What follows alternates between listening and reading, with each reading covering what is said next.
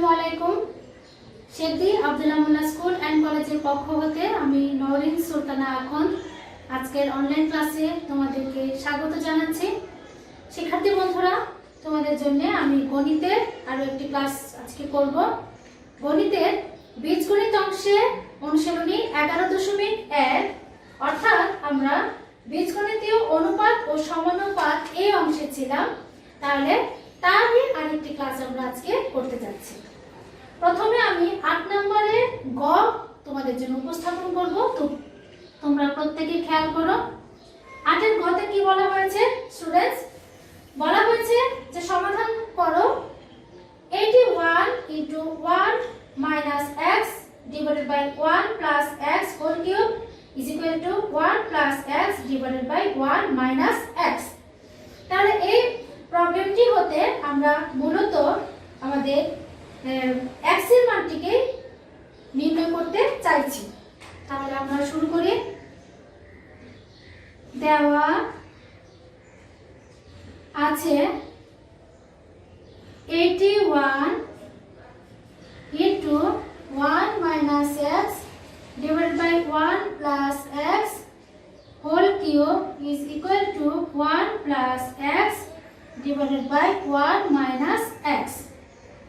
বা আমরা এবার 81 টিকে রাখি is equal to যদি 1 minus x divided by 1 plus x whole cube কে যদি আমরা পক্ষান্তর করে দেই তাহলে কি হয়ে যাবে?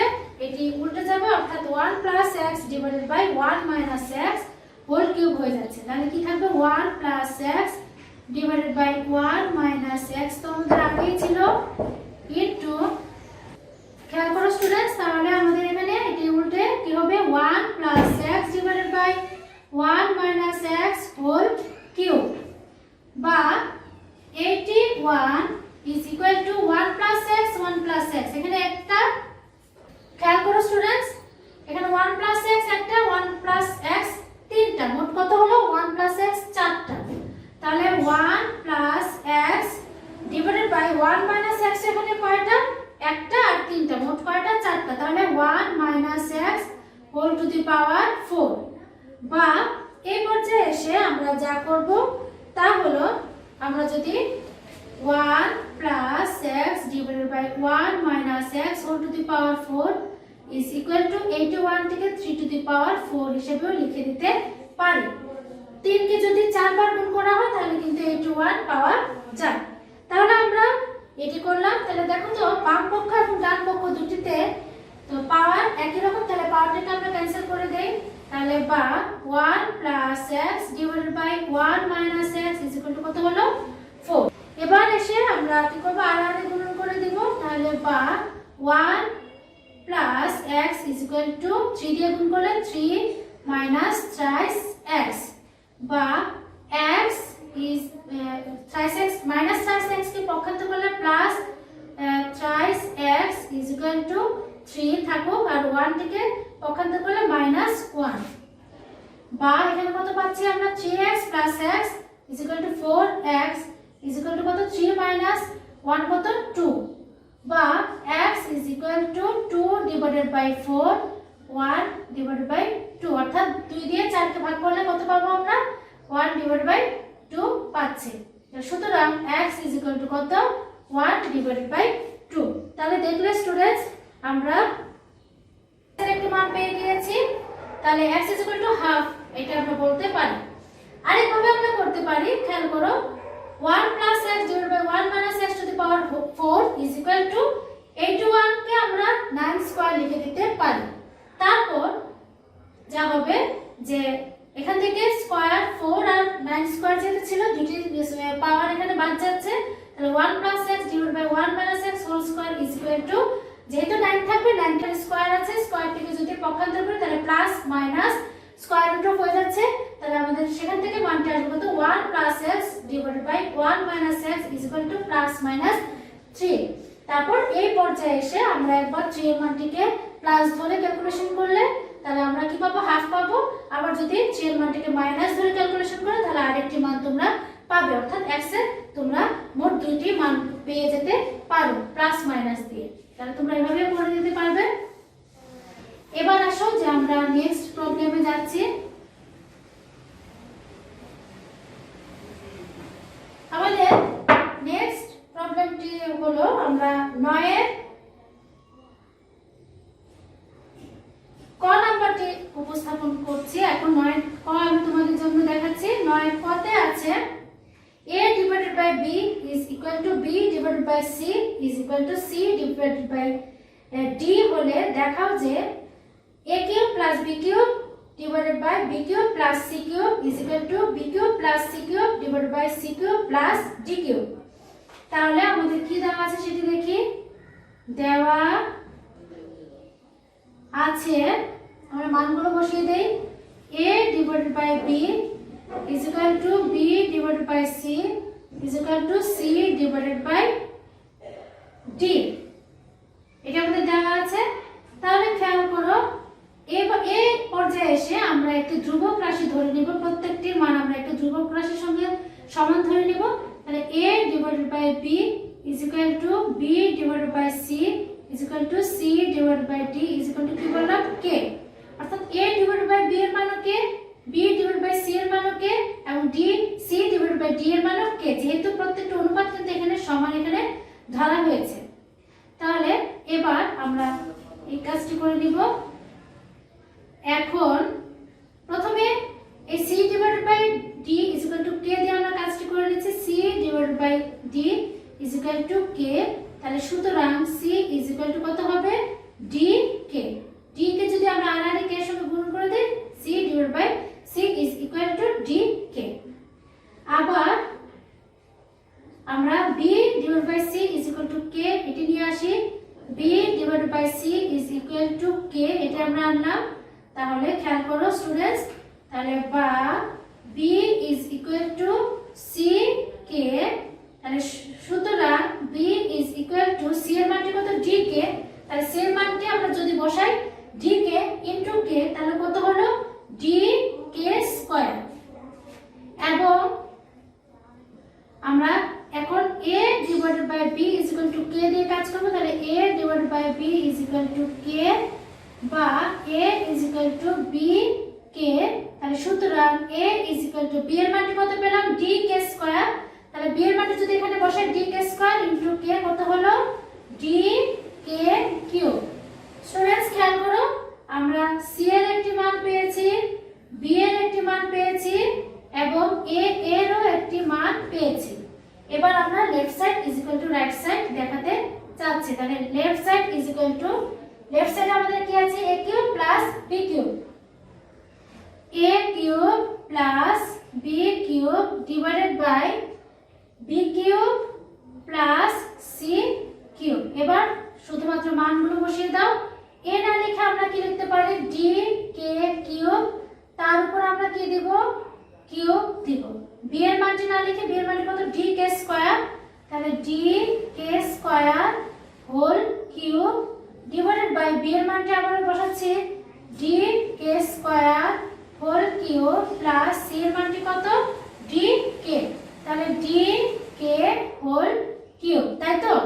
তাহলে নেক্সট লাইনে আমরা যাই dk কিউব হোল কিউব, এর পরিবর্তে আমরা এখানে লিখতে পারবো, খেয়াল করো স্টুডেন্টস, তাহলে d cube into k to the power কত 9, যেহেতু 3 into 3 plus d cube into 2 into 3 কত হলো 6, তাহলে k to the power 6 divided by d cube k to the power 6 plus d cube k cube.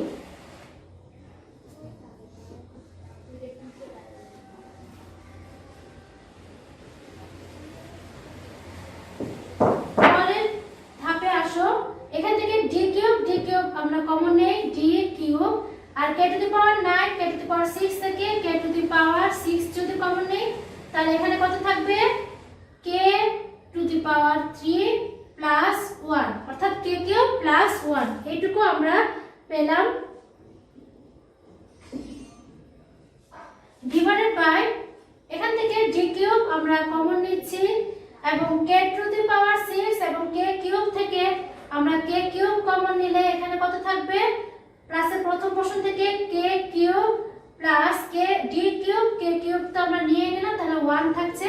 তাহলে দেখো d cube k to the power 3 k to the power 6 থেকে কাটলে পরে এখানে কত থাকবে k কিউব, আর এখানে k to the power 3 plus 1 k to the power 3 plus 1 কাটা হয়ে যাচ্ছে, তাহলে আমাদের এখানে থাকবে k কিউব। তাই তো স্টুডেন্টস?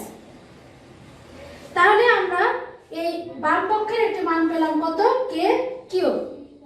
এবার আমরা ডান পক্ষের মানটি আমরা বসাতে চাইছি।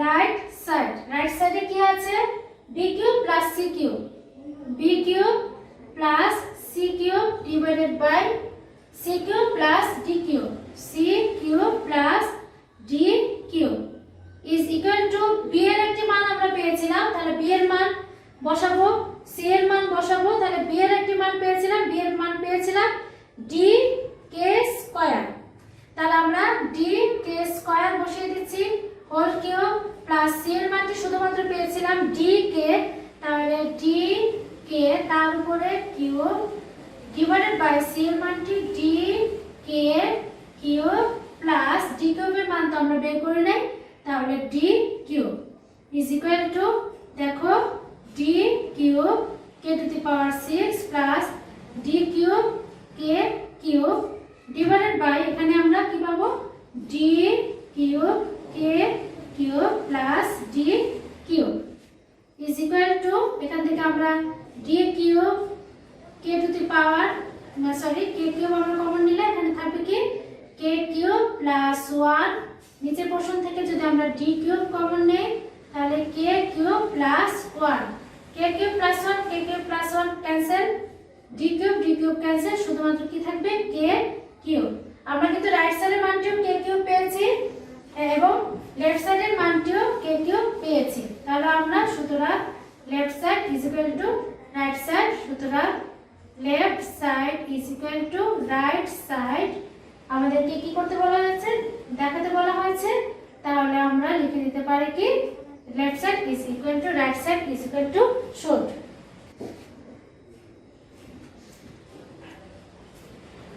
শিক্ষার্থী বন্ধুরা, এবার তোমাদেরকে আমি 10 নম্বর প্রবলেমটি দেখাচ্ছি, তোমাদের পাঠ্য বইয়ের 10 নম্বর প্রবলেমটা আমি উপস্থাপন করছি তোমাদের জন্য।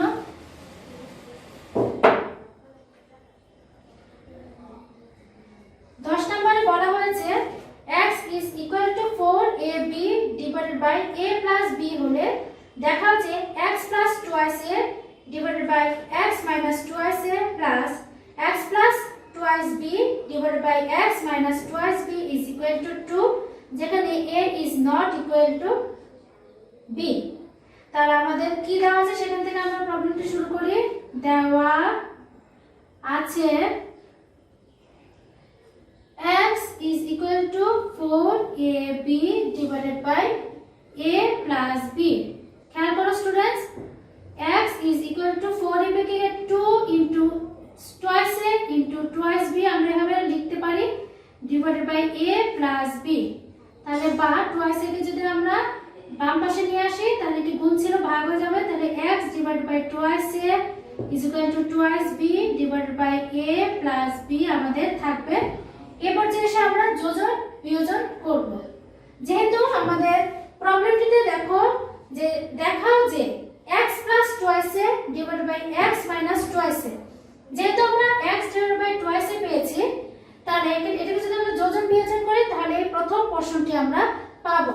তাহলে যোজন বিয়োজন করে নাও, বা x plus twice a divided by x minus twice a is equal to twice b plus a plus b divided by twice b minus দিয়ে একবার গুণ করে দাও minus এর a minus এর b, বা এখান থেকে x plus twice a divided by x minus twice a is equal to আমরা কত পেলাম a plus twice b divided by এখানে twice b minus b অর্থাৎ b minus a। তাহলে আবার খেয়াল করো তো যে মানটি আমাদের ছিল x is equal to 4ab divided by a plus b, বা x is equal to twice a into twice b divided by a plus b। তাহলে এবার আমরা x ডিভাইড বাই 2b টাকে লেফট সাইডে নিয়ে আসছি, তাহলে ডিভাইড বাই 2b, আর এখানে কত থাকছে 2a divide by a plus b। এক্ষেত্রেও আমরা যদি আমাদের প্রবলেমটির দিকে তাকাই, আমাদের খেয়াল করো সেকেন্ড যে পোরশনটুকু x plus 2b divide by x minus 2b, তাহলে আমরা x ডিভাইড বাই 2b তো পেয়েছি, এটিকেও যদি তাহলে যোজন বিয়োজন করি তাহলে ওই পোরশনটুকু আমরা পাবো। তাহলে খেয়াল করো x plus 2b divided by x minus 2b is equal to যোজন 2a plus a plus b divided by 2a minus a একবার গুণ করে দাও মাইনাস a মাইনাস b, তাহলে বা x plus 2b divided by x minus 2b is equal to কত হলো 2a plus a অর্থাৎ 3a plus b divided by 2a minus a কত হবে a মাইনাস a b। দেখো তো স্টুডেন্টস, আমরা a একটি মান পেয়েছি এবং a একটি মান পেয়েছি। আমাদের প্রবলেমে বলা হয়েছে যে x plus 2a divided by x minus 2a, দেখো x plus 2a divided by x minus 2a plus x plus 2b divided by x minus 2b অর্থাৎ x plus 2b divided by x minus 2b is equal to 2। অর্থাৎ এই দুটি পোরশনকে যদি আমরা এখানে যোগ করে দেই তাহলে আমরা এই মানটি 2 আসে কিনা সেটি আমরা দেখব। তাহলে পরের স্টেপে আমরা যাই।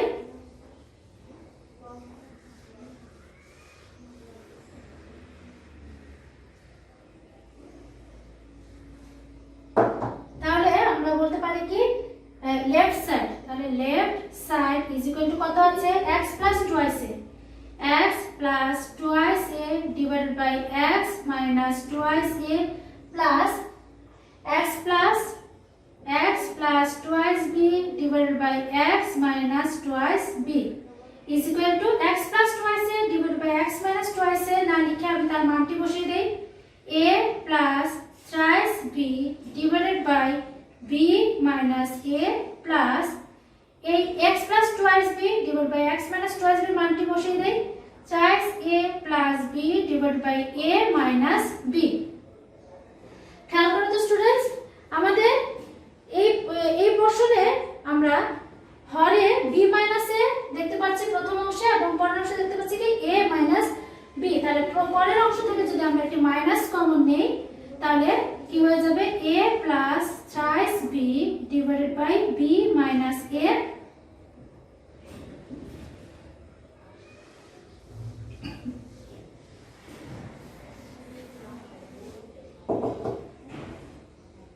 তো এখান থেকে মাইনাস কমন নিলে প্লাস এ মাইনাসে মাইনাস, তাহলে থাকবে 4a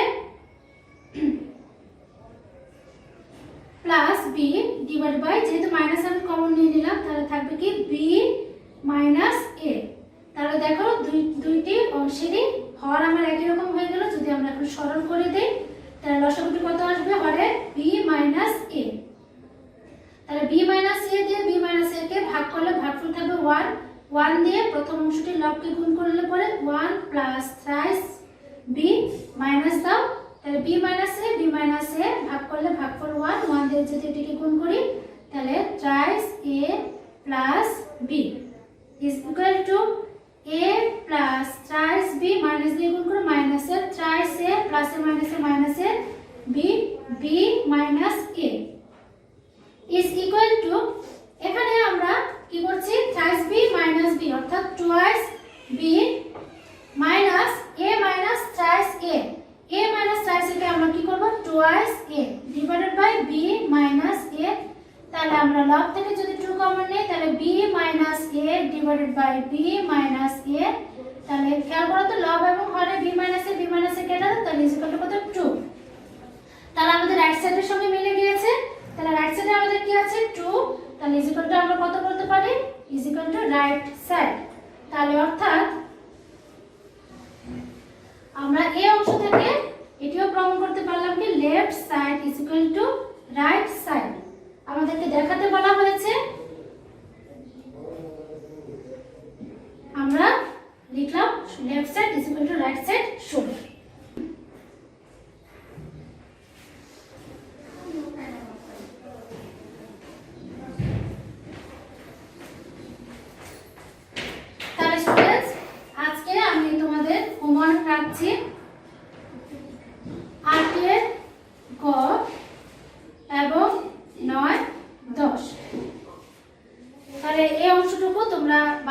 প্র্যাকটিস করে নিও। তাহলে আজকে ক্লাসটি আমি এখানে শেষ করছি। আমার সঙ্গে এতক্ষণ ছিলে সেই জন্য প্রত্যেককে ধন্যবাদ। ভালো থেকো। আল্লাহ হাফেজ।